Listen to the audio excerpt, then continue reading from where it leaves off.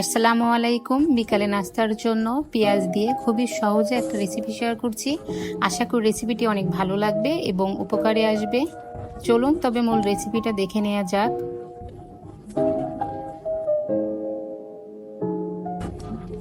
নাস্তা তৈরি করার জন্য প্রথমে আমার এখানে লাগছে পেঁয়াজ। এখানে আমি 1.5 কাপ দিয়েছি পেঁয়াজ কুচি।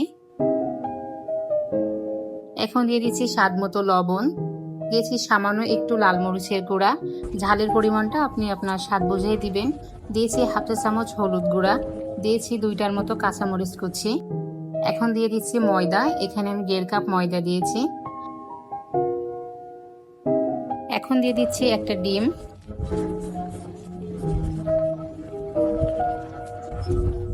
দিচ্ছি সামান্য একটু ধনিয়া পাতা কুচি। আর আমার এই ধনিয়া পাতাটা ফ্রিজে ছিল, এই জন্য এর এই হাল দশা। আপনি এখানে চেষ্টা করবেন ফ্রেশ ধনিয়া পাতাটা দিতে। মাখাতে মাখাতে কিছু মশলা দিতে ভুলে গিয়েছিলাম, এখন দিয়ে নিচ্ছি। এখানে দিয়েছি সামান্য একটু সাদা গোলমরিচের গুঁড়া, আর দিয়েছি সামান্য 1 চিমটি আস্ত জিরা।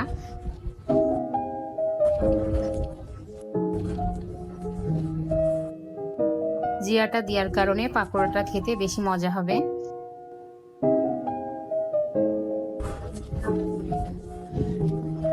এখন সবগুলো উপকরণ খুব ভালোভাবে একটু সময় নিয়ে চটকে মাখিয়ে নিচ্ছি।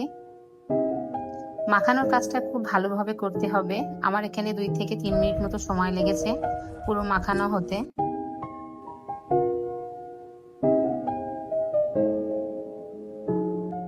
এখন মেখে রাখা ডো থেকে আমি অল্প অল্প করে নিয়ে পাকোড়া শেপ দিয়ে নিচ্ছি।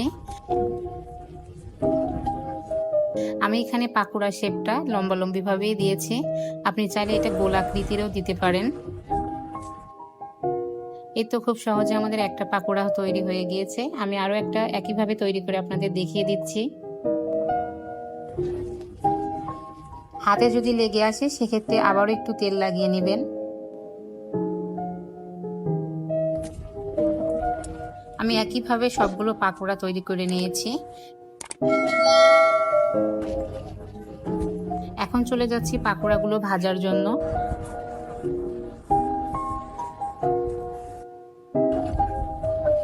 কড়াইয়ে পরিমাণ মতো সয়াবিন তেল দিয়েছি, আর তেলটা এখন একটু গরম করে নিচ্ছি।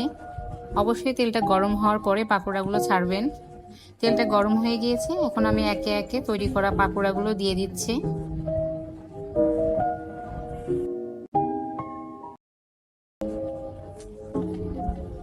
এ পর্যায়ে চুলার আঁচটা মিডিয়াম করে রাখবো। পাকোড়াগুলোকে এবার একটা একটা করে একটু উল্টে দিচ্ছি।